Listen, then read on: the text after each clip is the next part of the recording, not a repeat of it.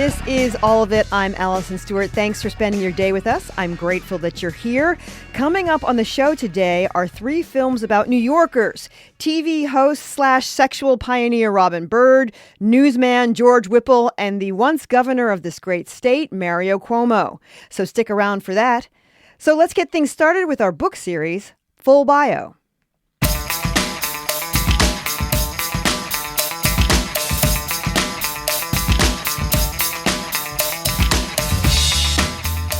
Full Bio is our book series where we read a fully researched biography and talk to the author. Today, we're going to learn about a historical figure who has been called eccentric and smart, political and savvy. She was also mercurial, probably had mental health issues, and could hold a grudge. There's even a play on Broadway where she wants to become a cabaret singer. We're talking about Mary Todd Lincoln. A former reporter for the Washington Post, Lois Romano, wrote a book called An Inconvenient Widow, The Torment, Trial, and Triumph of Mary Todd Lincoln.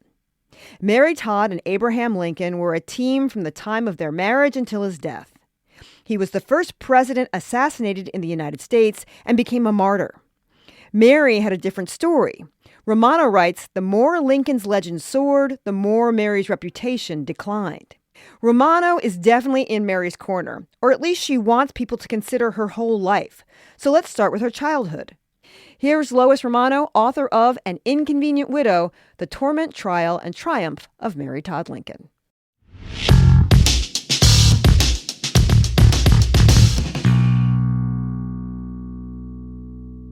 Lois, Mary was born on December 13th, 1818, the 4th child of Robert Smith Todd and Eliza Parker Todd.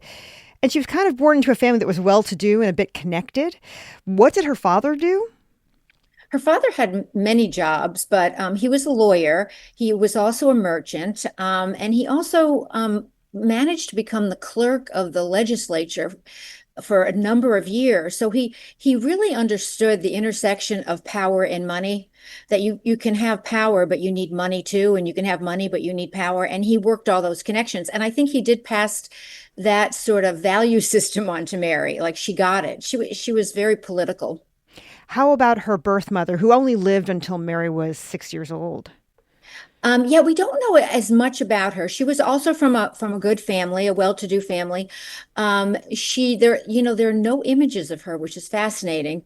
They met very young, and she died in childbirth when Mary was 6. In 1826, her father remarried about 16 months after his wife died, and her name was Betsy Humphreys. She had 6 stepchildren at the time. Was that a love marriage or a marriage of convenience? Probably a marriage of convenience, but a lot of those marriages in the 19th century were. And she did inherit it. She did inherit those kids and also had then 9 more children. Which was amazing. And she favored the 9 children that she gave birth to. And so the first family really didn't care for her very much. I was going to ask, what effect did having a stepmom have on Mary? I think she was lost. I mean, she was sort of the quintessential middle child. And for the year and a half before Betsy even arrived, the kids were taken care of by a rotating group of caregivers that included enslaved people. They were slave owners. And I think Mary, it's hard to know. Mary did have mental illness. It's hard to know when it developed. Mm-hmm. I do think there was some hereditary issues there. Her father was known to be an anxious man. But I'm sure things developed, losing a mother at 6 years old and feeling that sense of loss. I don't know if you ever really get over that. And if you do, you're always sort of tainted by it in a way. I don't want to say tainted, but it sort of drives who you are. Mary decided to live at school during the week. She called it her early home. What did she learn at school? What did she excel at? She excelled at a lot of things. She was considered the smartest kid in the school. It was amazing. And it was a very well-rounded school. I mean, it did the social stuff the social graces that were important, the arts and French, but it also geography, arithmetic, some sciences. And there is some very good contemporaneous research and letters and articles that talk about how she was the star of the school, and she would the school would have early. I'm not sure if it was this school or an earlier school would have early lessons at 5:30, and she was always the first in the door in the morning to get there and to recite her lessons. What did she learn at school that would help her out when she became a political spouse?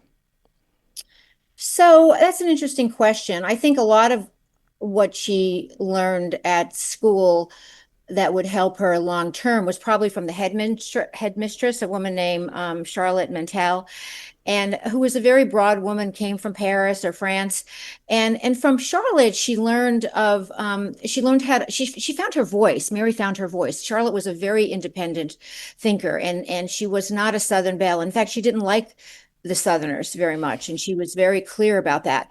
And Mary probably found her voice, and she also learned of a world outside of Lexington. And everything she learned there, she used as a political spouse. She was the first lady to enter the White House with more education than her husband. So all of those things came into play. Her political instinct she learned at home, but when he was president, diplomats would come and she would speak to them in French. We're talking about Mary Todd Lincoln with Lois Romano. The name of her book is An Inconvenient Widow, The Torment, Trial, and Triumph of Mary Todd Lincoln. It's our choice for a full bio. Gender norms kind of come into play here. How did Mary defy gender norms in the mid 1800s? It was interesting because she was complicated in the sense that she did embrace her role as a wife and mother. She was not an activist at all, but she was outspoken and she couldn't be boxed. She was not going to take the role of the wife that stayed in the background and was quiet. So you knew where she was and where she stood on most issues. So one example that's a little bit interesting is when he was elected to Congress in 1847. She chose to accompany him to Washington. And that was very unusual at the time. Most of the wives just stayed home because Washington was no great shakes back then. It was still a prairie town, almost livestock. Well, it was a swamp. First of all, it was very hot, and livestock, roamed the streets. But she, was very ambitious. So she decided she was going to go and she brought the toddlers with her, two toddler boys. And it didn't really work out well because, I mean, I think she had big dreams. She was only 28 years old, but they were living in a rooming house and she just felt isolated. And so she ended up leaving after 6 months. Let's go back to the beginning of that relationship. The year is 1839. She meets Abraham Lincoln. What did Mary Todd think of a young Abraham Lincoln? She was enamored of him, and her family couldn't quite understand it. She saw in him, I think, several things. Well, first of all, as I said, Mary was very ambitious. She wanted to be first lady. So she was going to marry somebody. She was looking to marry somebody that she thought was presidential timber. And she obviously thought that about him. And he was, at that moment, an extremely skilled politician. I think he was the House leader in the legislature. He had a very good reputation. He did not have polish, though. One of his peers in the legislature was Stephen Douglas, who was very polished, and her family thought Mary would marry him. But in Lincoln, she saw a kindred spirit politically, but she also saw a good man.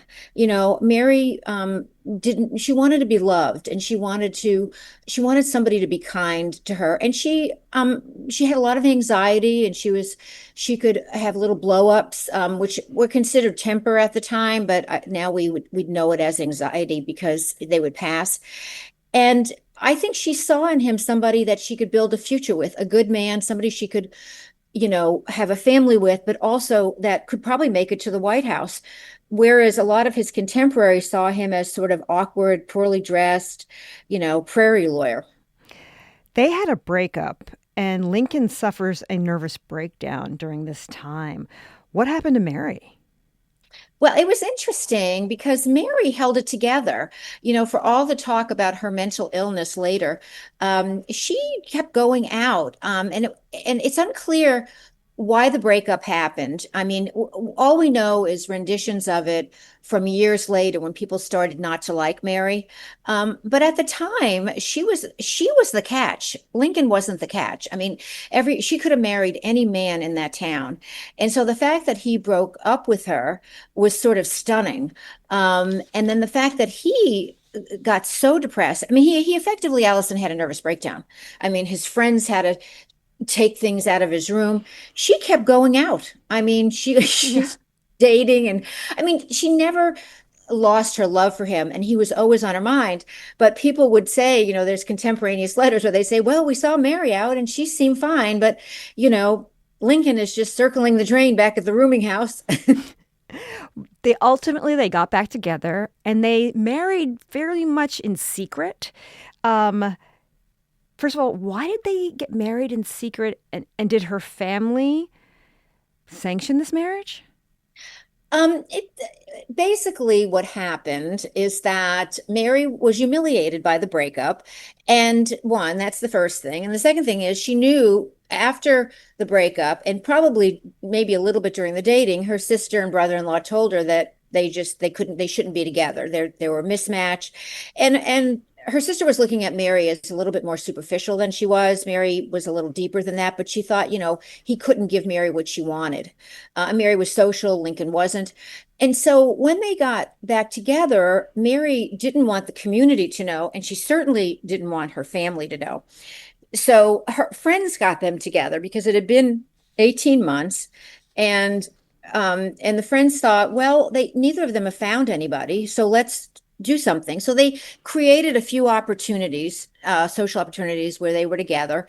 And then once they started seeing each other, the owner of the local newspaper and his wife gave them a place to rendezvous. And they would rendezvous in their home without them Oh. there, which is very unusual. So Mary was unchaperoned, and they would meet there every day. And we don't know what happened in that house, but on November 4th, Lincoln knocks on the door of the local minister, a guy named Dresser, and he says, I need to get hitched tonight. Hmm. And there was definitely an immediacy to it. And then he said, we'll come back here and you can marry us at your house.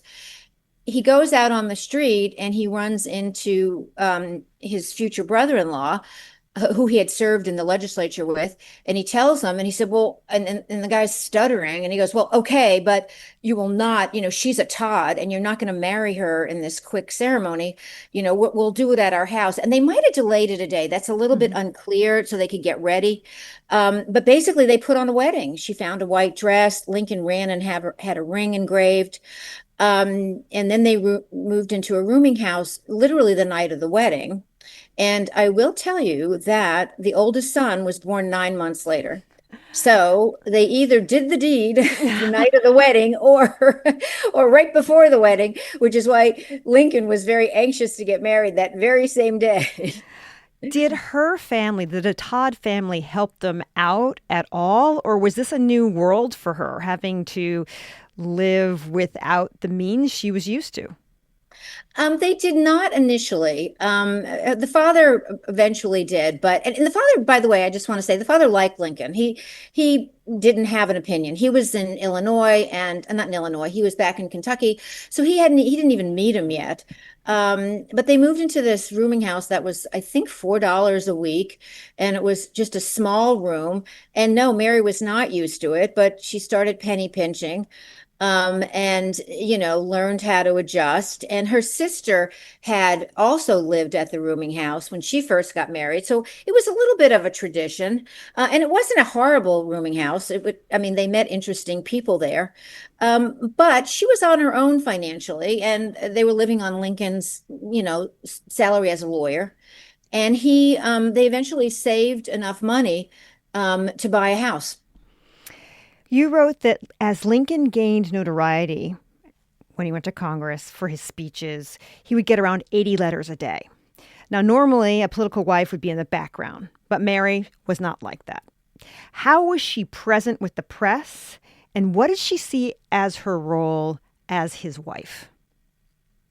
She saw herself as a partner, and this happened a little later, not Hmm. quite Congress, but when he was elected president. Hmm. And the press just, he was an unknown. It was an upset victory that he won for president. Well, first of all, he won the nomination in an upset victory. He was not supposed to be the nominee. He was the compromise candidate. And in such a divisive general election, it was 50-50 whether he was going to win. And so he was a total unknown nationally. And the media, the press just descended to Springfield, descended on their home. I mean, they were knocking Mm. on the doors. And Mary was pretty well suited. She saw herself, there's no question she saw herself as a partner. And I think she was a partner. I mean, she felt like she had sacrificed quite a bit. And he would bring her into meetings, like what we now know as a presidential transition. She would sit in meetings and she would voice her opinion. He did not always listen to her. He did whatever he wanted to do, but I think he valued her opinion because she really was. She called it right a lot of times. He still did what he wanted. There was a certain cabinet member that she thought he shouldn't appoint, William Seward, who was supposed to be the nominee. And Lincoln rightly believed he had to have him in the cabinet in a senior post because he had been the titular head of the party. And Mary was absolutely right about him. She said he will take all the credit, he'll betray you. And that's what happened when they got to Washington. They eventually became very good friends, Lincoln and Seward. Hmm. But initially, he undermined Lincoln, and Lincoln had to deal with him.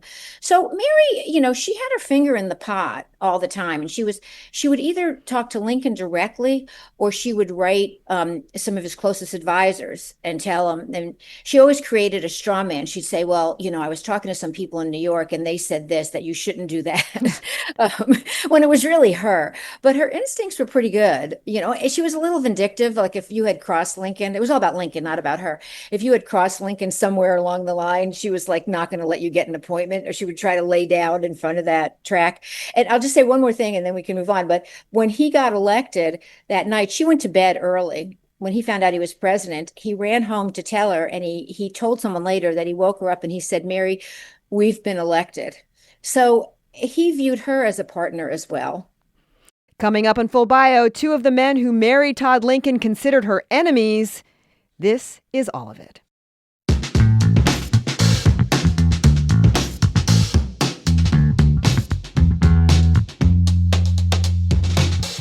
This is all of it. I'm Allison Stewart. Full Bio is our book series where we read a fully researched biography and talk to the author. Today we are speaking with Lois Romano, who wrote a book called An Inconvenient Widow: The Torment, Trial, and Triumph of Mary Todd Lincoln.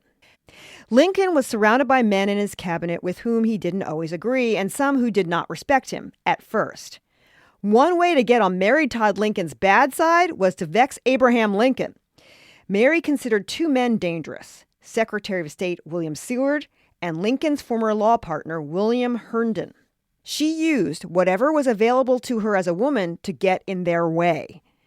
Mary was a highly educated woman who wanted to be the First Lady of the United States. Initially, she spent her time trying to fix the White House. She spent loads of money on the house and on clothes, which didn't go over well when the U.S. split in two and went to war.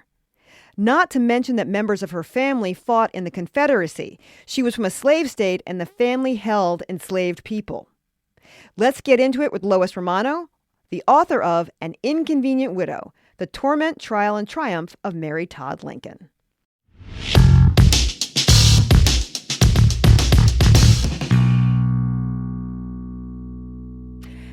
Early on in Mary's life, she was considered sympathetic to the Whig Party. And I remember one of the biggest faults with the Whig Party was its divide over slavery. Correct. And she was born in Kentucky. She had family members who fought in the Confederacy. Based on your reporting and research, what was her position on slavery? Well, it's a very good question, and we don't know 100%. So I pieced it together. And I will start with saying this. Her position was Lincoln's position. Lincoln's position was her position. So she was not her family were not malevolent slave owners. They treated their enslaved people well, which doesn't mean anything. But for her, she couldn't quite understand some of the nuances of slavery. Like she knew that some people were being treated poorly and that she did not want to be part of that. But she had a naive approach when she was younger that their enslaved people, were part of the family and they probably didn't want to leave, which of course was not true. Lincoln, as you know, he was slow on slavery. I mean, he hated slavery, but he was slow on coming to emancipation. And he ascribed briefly to, I just drew a blank, to Henry Clay's position on colonialization. So that, yes, we should free the slaves, but we should send them back to Africa. And so she ascribed to that a little bit. And then when they got to the White House, and Lincoln's position evolved into we're not going to extend slavery. That became Mary's position.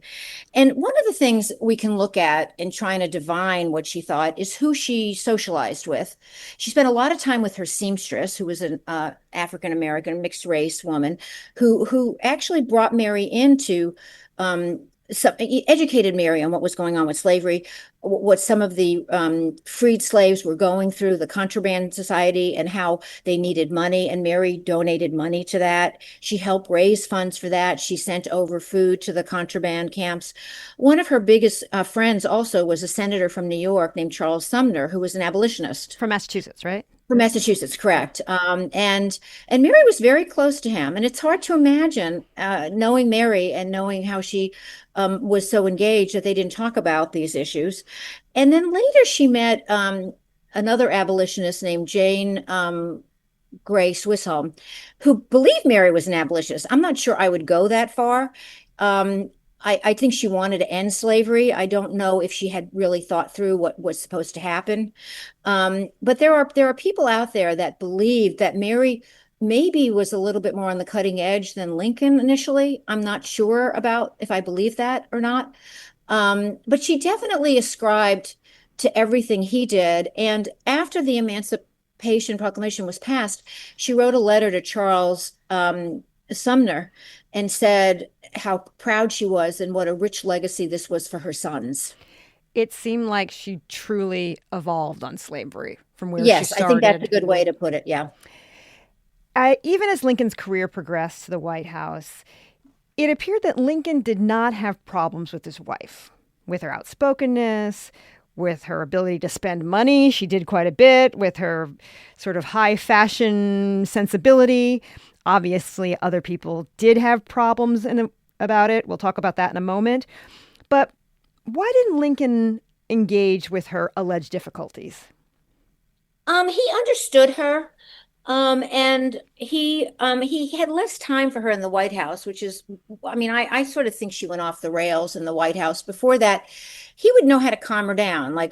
She would have these little eruptions, which were complete anxiety attacks. And he would just give her a hug, or if she was railing about something, he'd leave the house. Um, and he said to somebody once, if you knew how much good those little eruptions do her, you wouldn't criticize her, and because she would move on quickly. I mean, she would not carry on 24/7. Something would make her upset. And it was usually she was overwhelmed. It was usually about a child, or he went shopping and didn't bring the right thing back. And she would get very anxious, and then it would pass. And, I think that historians and some of his allies, they imposed on him things that they were feeling, that they didn't like her for some reason. And just because they didn't like her didn't mean Lincoln didn't. I mean, I Mhm. think they had a really true partnership, and I think he knew how to manage her. Mary had enemies. You mentioned William Seward.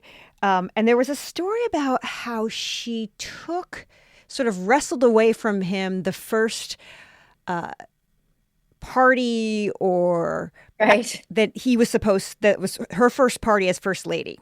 And he wanted to hold the party. And she said, no, no, no, I'll do it. And she made a big to do about it. Was this a successful party? Well, it depends on how you define success. They they threw open the doors, but thousands of people. It was public, so thousands of people showed up, and apparently the line, went blocks and blocks long, and then people were seen climbing in the windows of the White House to try to get in there. And the press write-up wasn't that great, and then people lost their coats and stuff. Hmm. So it was a little bit of a disaster, but I'm not sure that Seward could have done it any better. And in fact, what's really interesting is that he kind of boycotted it. He said he didn't feel well, but it sounds like maybe he was just in a little bit of a snit. I mean, at every juncture, he tried to undermine Lincoln. He wanted Lincoln to be some sort of figurehead. And he didn't he looked down on Lincoln. He didn't think Lincoln had the intellect or the polish to be president. But eventually he came to greatly respect him. The other person I wanted to talk about is William Herndon. He was a lawyer and a politician, Lincoln's early partner in his law firm. His recounting of Mary Todd Lincoln really cemented her as a sort of manic and a spendthrift and other horrible words. And both Mary and William, responded to each other's actions poorly, we'll say. I was curious, though, what was driving William Herndon to act so terribly towards Mary? I think it was ego, and I've really looked into this. Their relationship has been written about quite a bit, and some people have defended Herndon, but he definitely did help define her legacy in an incredibly negative way. Basically, when Lincoln asked him to be his law partner, Mary was stunned, but she wasn't the only one. The entire Illinois bar was stunned. I mean, the guy hadn't even passed the bar yet, and he was a smart man, but he wasn't. It wasn't like he was a real accomplished lawyer, and he was a drunk, which was well known. And so the fact that Lincoln asked him, but I think Lincoln didn't want to be overshadowed anymore. His previous two partners were lions of the bar, and Lincoln wanted somebody to do the grunt work, to be the organizer. And Mary just couldn't hide anything about people. If she didn't like you, you were finished. And once Lincoln had to bail Herndon out of jail because he went on a bender and broke a storefront. So Mary refused to invite him to dinner at her home. And it was humiliating for him because it's a small town. And a lot of people said they weren't invited to dinner, but there were also big parties and they were invited. And she never had the man in her home. And you could tell by his later letters that it just ate at him. And he created a whole narrative, about her, about how Lincoln was just awful, and she was a hellcat and a demon, and she made his life miserable. And all of his information was secondhand because Lincoln never confided in him. And he also, at one point, wrote, that I think he wrote this in his book, that Lincoln stood her up at the altar when they broke up, which never happened. They'd never had a wedding planned. So he made up a lot of stuff, and a lot of historians have been hesitant to totally discount him because he did a big oral history on Lincoln, and some of it was valuable. And he also had all the records. He had all the legal records, and he kept them all. So he got some traction over time. And then, I would say in the 1920s, people started changing his rendition. And he's been, at least with respect to Mary, he's been pretty discredited. But once a narrative takes shape. Yeah. We're talking about An Inconvenient Widow, The Torment, Trial, and Triumph of Mary Todd Lincoln. My guest is Lois Romano. It's our choice for full bio. Mary dug herself into a financial hole. She was in debt. How did she see her way out of debt? Mary was, first of all, she was very resilient. So I want to say that, but she was also dogged.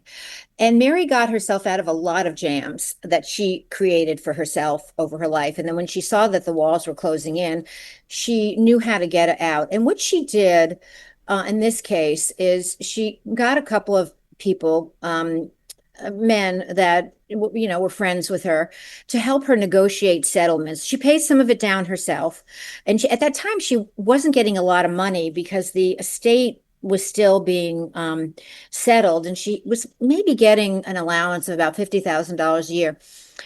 So she paid some of it down with that money. She also sold things back.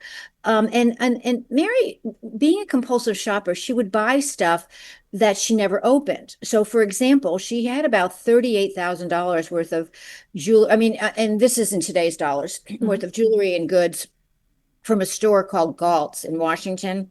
And she negotiated with them to return it. And some of the things weren't even open. There was jewelry that wasn't open. There was some household like sterling silver, like toothpicks and weird stuff like that.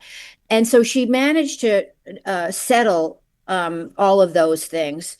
And the executor, who really didn't like Mary, was getting all the bills but ignoring them. And he said, I'm not going to pay one bill. And he didn't, he never had to. He never had to pay one bill. She negotiated every settlement herself. And I guess a couple were probably forgiven. But to her credit, and she never got in debt again.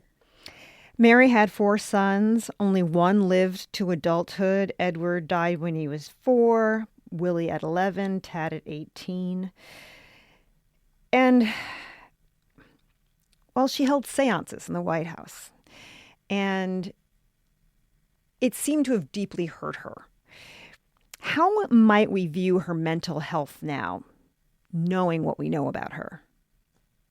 Well, she definitely had very serious mental health issues after everybody died. I mean, she had some mental health issues before. I think anything she had, though, could have been treated. She had an inability to move forward. So, but I asked myself, if I had lost 3 children, how good would I be about moving forward? So she probably had some PTSD. She definitely had depression. And we have medications for these things now. She probably could have had benefited from talk therapy. She would have benefited from medications like even Prozac would have given her a safety net. And all she wanted to do, it took away her identity, the loss of the children and the husband, because she, above all else, saw herself as a good mother, and she was, and a wife. So the seances were just her way of trying to reach, and she wanted to die. I mean, she didn't try to take her life, although there are some reports she did once, but she really just wanted to join her husband and her children. And so the seances were her way of trying to reach them. And her oldest son just couldn't take it. I mean, he just, between the shopping and the seances, and she became eccentric, and people were talking about her. I mean, you know people like this in your neighborhood, right? They just become isolated. They're harmless. They walk around, they don't bother people, of course. But she was the former first lady. She was going into the stores, she was buying a lot of stuff. She was not depleting her resources in any way, because by then she had quite a bit of money. I mean, she had about the equivalent of $1 million, and she was spending the interest on the bonds. And shopping fulfilled her, and going to mediums fulfilled her. But the sad thing was that she could have done something with herself in those 17 years, but didn't have enough mental health help to get out of whatever she was in. Up next, we'll learn about how Mary Todd Lincoln's own son had her committed to an asylum and how Mary got out. That's next.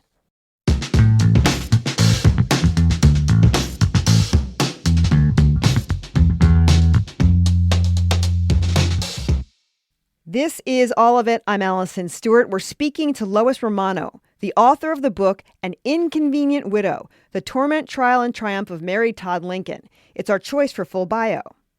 We finish up with the latter part of Mary Todd Lincoln's life, and that could be a book by itself. Mary was grieving the death of her husband, Abraham Lincoln, who was shot to death on April 14th, 1865. She wasn't in the room when he died the next day. We'll explain that in a moment. Mary suffered from what we might now call depression and anxiety. The men who surrounded the Lincolns decided she was crazy and did everything from controlling her finances to having her committed to an insane asylum. Romano reports that while Mary was eccentric and volatile and showed strains of widowhood, she lived her life as she saw fit. While she was in the mental health facility, she figured out how to get herself released. This is our final segment of Full Bio with Lois Romano, author of An Inconvenient Widow: The Torment, Trial, and Triumph of Mary Todd Lincoln.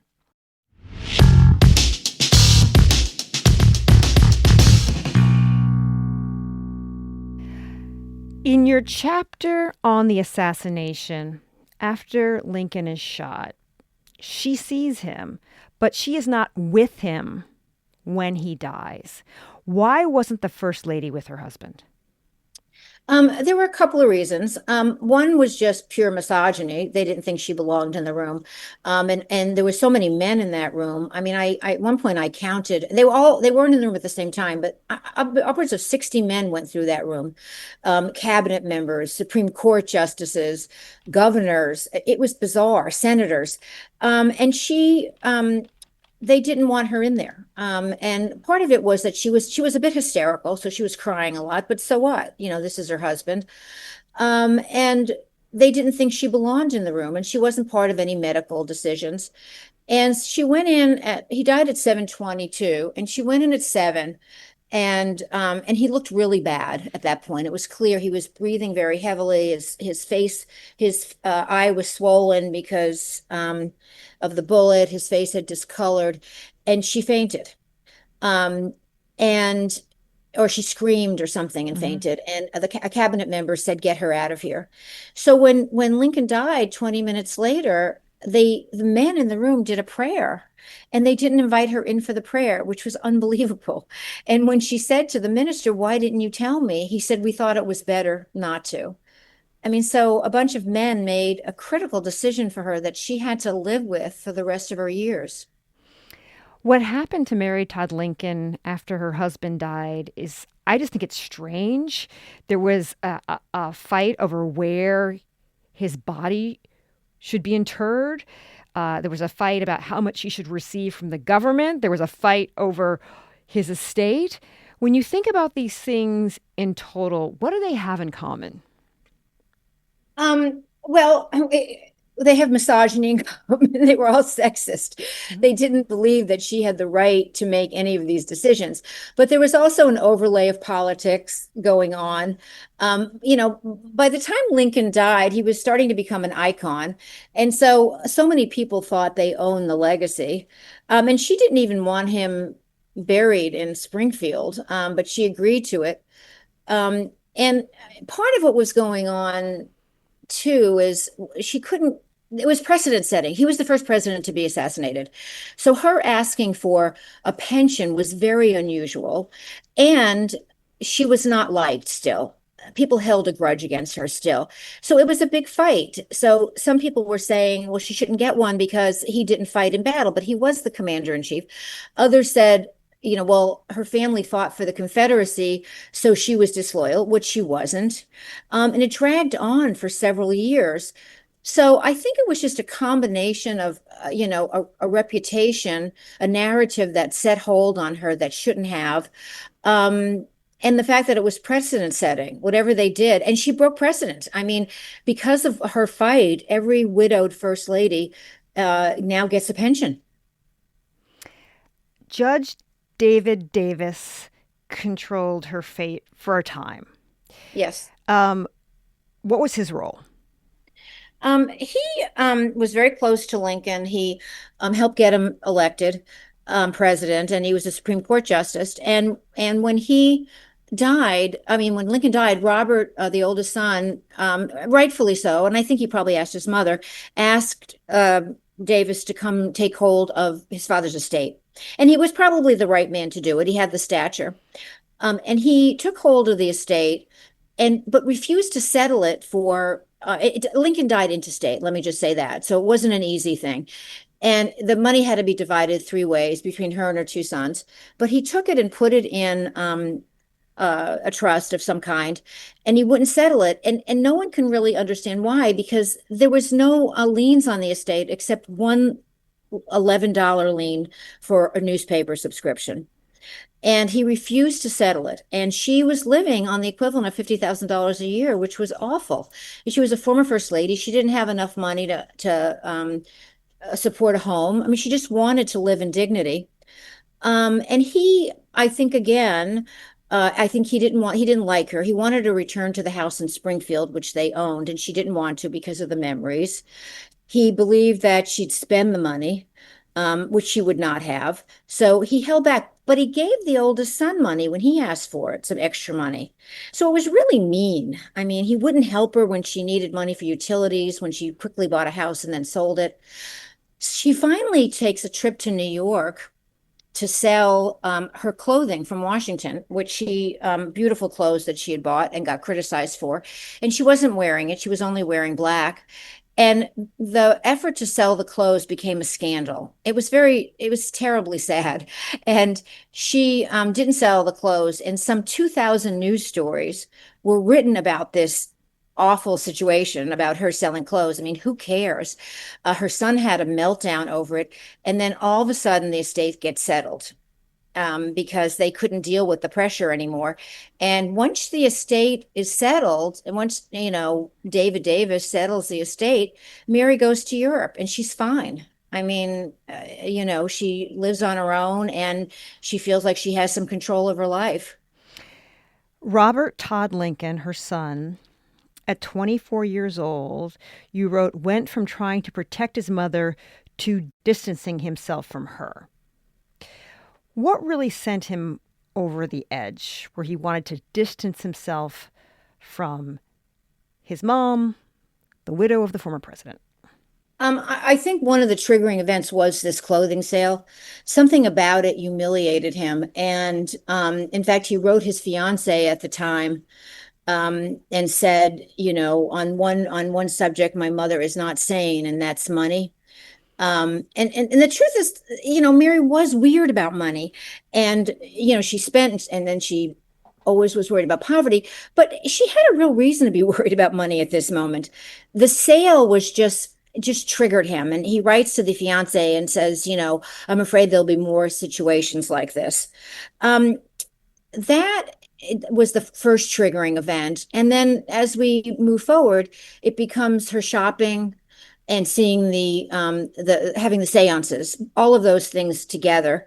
She was eccentric. And there are a lot of male biographers who believe, and part of this might have been true. He was trying to protect his father's legacy.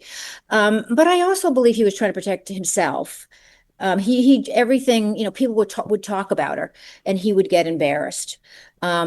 And he distanced himself. And then his wife also didn't like Mary. They weren't getting along because Mary, which is normal, a mother-in-law was sort of telling her how to raise the kids. Mm-hmm. And so the second Mary, her name was Mary too, didn't want her in the home anymore. Robert Todd Lincoln had his mother committed to a mental health facility. How was he able to have her committed? It was very slippery what he did. And I'm going to say up front here, I am not a Robert person. I mean, there are some people that are, but I am not. He basically, she comes back. She has a psychotic episode called, or maybe it was PTSD. She's happily traveling around the country with with an aide that he got for her, doing fine, going to seances, doing her thing, vacationing. And she gets it in her head 10 years to the month that Lincoln is assassinated. She gets it in her head that Robert, her last living son, is somehow on his deathbed, which he wasn't. He was fine. And I, to me and to others, medical professionals thought it was definitely PTSD because now all the retrospectives on Lincoln's happening. They're all in the newspapers. They're in the store shops, the photos, the black drapes, and so something triggered in her head. And she takes a train. She was in Florida. She takes the train back, and she is acting erratically when she gets back. And I think part of it was medication. They didn't know how to medicate people then. She wasn't sleeping, and they were giving her, medication to make her sleep. And I think it was making her hallucinate as well. She was hearing voices, and she's definitely having some sort of break. And she's shopping constantly. And then someone tells Robert that there are men, oh, not men, but people coming in and out of her hotel room. And he knew them to be the spiritualists. And he also knew that Mary carried a lot of money on her person. And so he got it in his head that somehow she was going to get fleeced. So he goes to his father's friends and he basically rigs a trial. And there had been a law passed a few years earlier that you just couldn't commit a woman, which you could a few years earlier. It had to be a trial, but he rigged the whole thing. He went to a judge, he got a warrant for her arrest. He said she was an insane person. The judge set a hearing time. They sat a jury. All the witnesses had been prepped. None of this Mary knew. This was all done in secret. It was an ambush. And then one of Lincoln's old friends shows up and says, I have to take you to the courthouse. We think you're insane. And she walks into this crowded courtroom of 300 people. It was just so tragic. And the media was all there. And the media and the shopkeepers were called as witnesses. And it was totally a setup. And then Roberts called, and his testimony is fascinating because he spends the whole time talking about how she's shopping too much, and she's buying all this stuff she doesn't need. He didn't mention the spiritualist because that really embarrassed him and he didn't want Hmm. that public. And he, at one point, he said, she doesn't heed my advice. And it's like, why does she have to heed his advice? 3 hours of this testimony, on and on and on. And she does have a lawyer appointed for her, like a friend, another friend of the family. But the lawyer does nothing. He never calls her to testify, no witnesses. If Mary had been given notice, and I think they were afraid of this, she could have produced a lot of people to say she was sane. Anyway, 3 hours of this testimony, and in 10 minutes, she's convicted. It's a conviction of being insane Hmm. and committed to an asylum. I kept wondering when I was reading your book, and maybe you have an answer, is where is the rest of her family? It's a very good question. He was consulting with some of her family. Robert was, but he was not giving them the straight picture. She was a little bit isolated from them. There had been, Mary was a mercurial person. There had been a falling out with her favorite sister because um, the sister's husband had done some things to embarrass Lincoln, and also Mary intercepted a letter by accident where the sister's daughter was criticizing Mary, and for some reason she took it out on the sister. And Mary was so embarrassed by her circumstances that she really did self-isolate a little bit.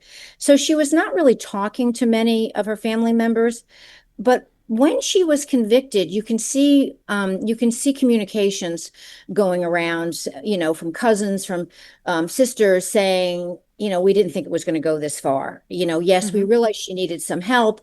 She, hasn't recovered from all these losses, but we didn't think she was going to be committed.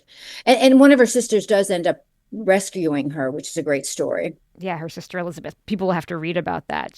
She's able to get out of the institution eventually. She's crafty, we shall say. Yes. Um, and she would spend the last years of her life abroad. And you wrote that she never wrote to her son. Right, they became estranged. She was so angry at him. And I guess she was gone about 4 years. And she was furious. She couldn't get around it, that how he had betrayed her. And he also, when after she was committed, this is one of my favorite parts of the story. He goes and visits her a few times, and then he goes on vacation for the summer, which was a really big mistake. He really underestimated his mother because in his absence is when she managed to get herself out. But as she's away, she's a news junkie. She's reading newspapers. She can sort of see his career is moving, and he becomes a Secretary of War, and they're mentioning him for president. And she's writing to her sister, and it's very sweet. She's saying she could see her grandchildren running around the White House like her own children did. And so her sister tries to broker a reconciliation. And all Mary wanted to know, she had one question: would he try to commit me again? That's part of the reason she left. She was terrified he was going to try to commit her again. And he gave his word that he would not.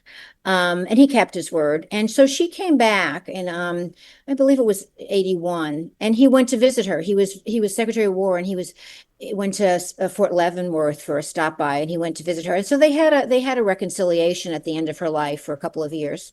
What were her last days like? She was ill. I mean, but by now she was very physically ill. She had untreated diabetes. When she came back she had had a bad fall in Europe, and so she had really damaged her spine. She also had untreated diabetes, and so she was losing her vision. And she, nobody knew how to treat any of this stuff. She went to New York and was getting hydrotherapy, which she liked, which was really just a lot of hot baths, which we all like. But she wasn't really getting any medications. And what was interesting about this period is Garfield gets shot. And Robert is there when he gets shot, which is amazing. So he's like at two, I think he actually witnessed three assassinations. And all of a sudden there's a fund started for Lucretia to get money, his wife. And Mary benefits from this because they decide to revisit the pension. And so Lucretia's going to get a pension, but they up it to Mary's was 3,000. They up it to 5 and Mary gets 5. And she also gets $15,000 as a payout for back money that she didn't get. But she was very ill.